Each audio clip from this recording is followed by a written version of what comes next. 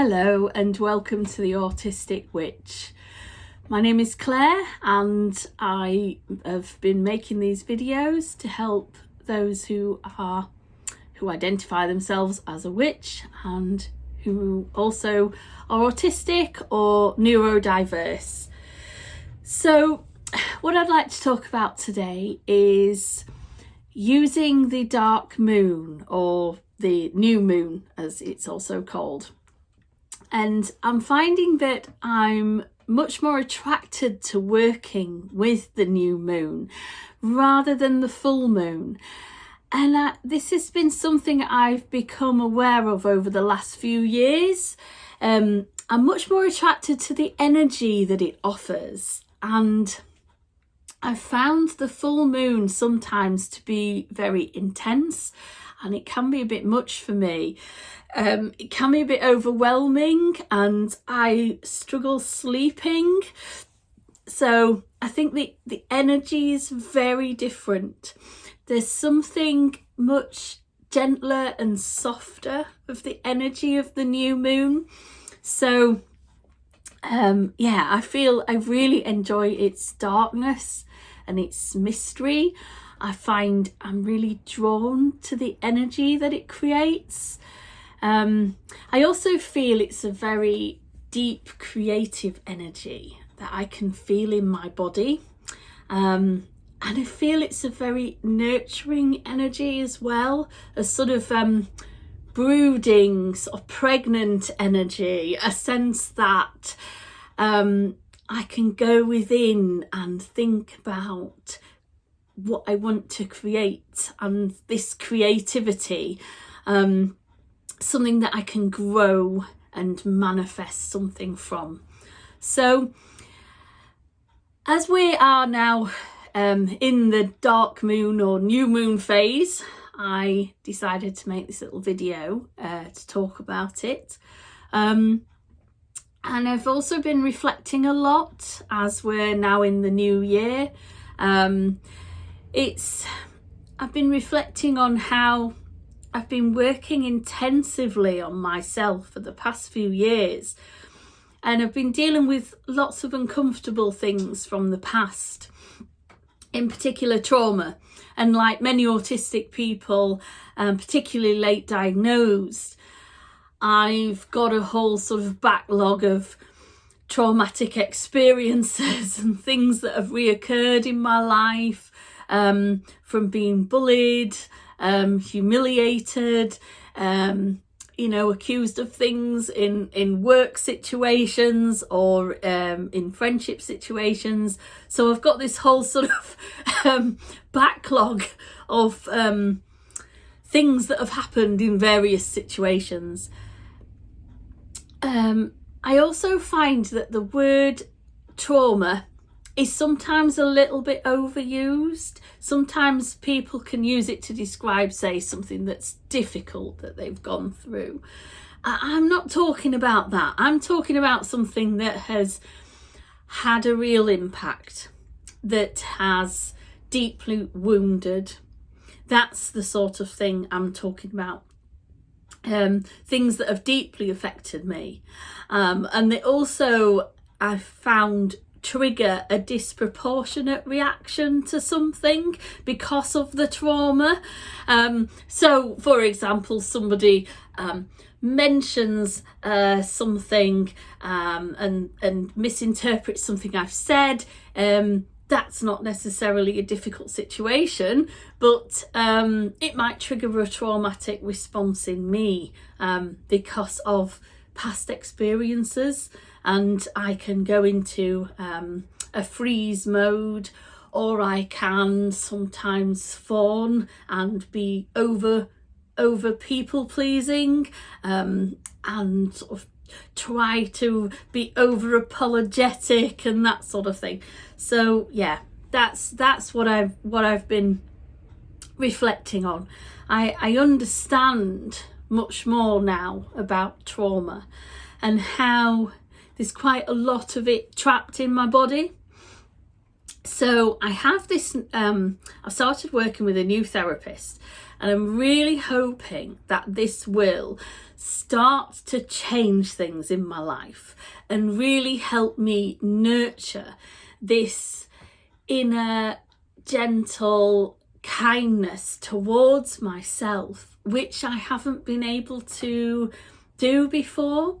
So this lady is, she's actually a pain management counsellor. I've never encountered anybody that's a pain management counsellor before, but you know, I'm hoping that this will be a good thing and it will help me move on and shift some of this stuff from the past and help me nurture this new relationship with myself, because that's what I feel I really need right now.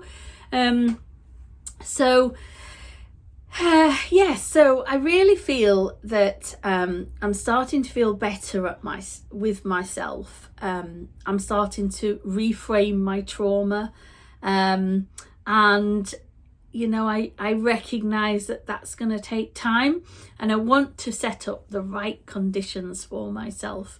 And part of that setting up the right conditions is for me to feel ready to release this trauma. And I think, you know, I've spoken before about having this imposter in my head and this really vicious inner critic. And they seem to do this little dance together and have these crazy conversations. So, for example, I've got an art exhibition coming up soon, and they're certainly messing with my head and have started conversations that go along the lines of, I'm not good enough, who do I think I am, and who's gonna, you know, come to see my artwork.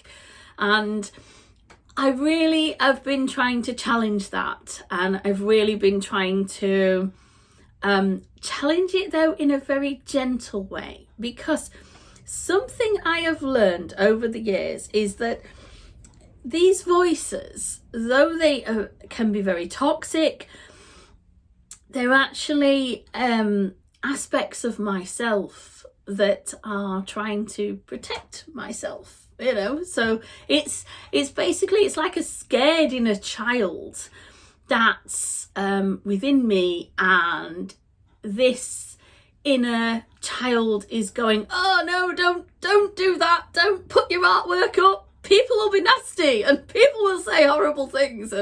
And so in order to protect myself and protect my you know, to stop this fear that this inner part of me has, it wants me to not do this. And so I have to think, I've been thinking about how this really is an aspect of myself that's just trying to protect myself, that's just really, really scared, and that just wants to move forward, but is just really scared that other people are going to be horrible and mean and say, you know, horrible things. So I've been trying to have a really compassionate approach to this. I find, you know, rather than silencing those voices, that it's much more effective if I have these compassionate conversations. It's helpful in that I'm acknowledging this trauma, I'm acknowledging that that's what caused it in the first place, but it's also important for me to be really gentle back. And being vicious, angry, or trying to silence the voices isn't really effective or helpful, and it seems to spiral it even more and cause it to become even more vicious and angry. So, you know, I've been trying to really help to nurture and have more compassion and to heal that side of myself. So, having done a lot of work on releasing stuff, I now want to nurture, grow, and develop this new side to myself. So because of this upcoming art exhibition as well, I'd really like to harness this creative energy and create more opportunities for me to exhibit and sell my work.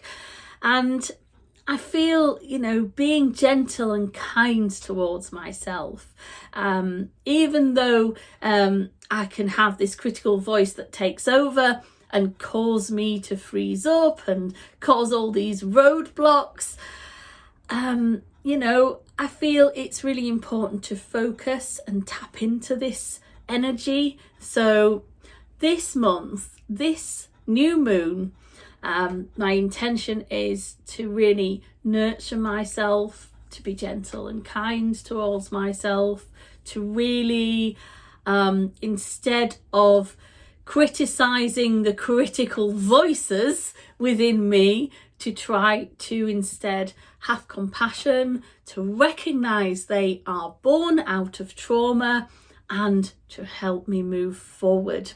So this is my witchy intention.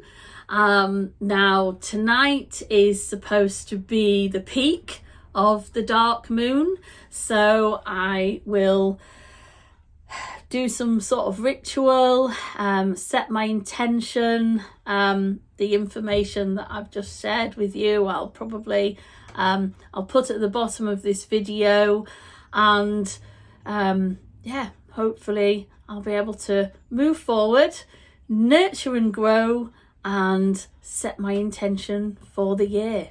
So thank you for watching my little witchy videos. I do hope you've enjoyed them. Please feel free to comment or share, like and subscribe, and that's it from the Autistic Witch for now. Thank you.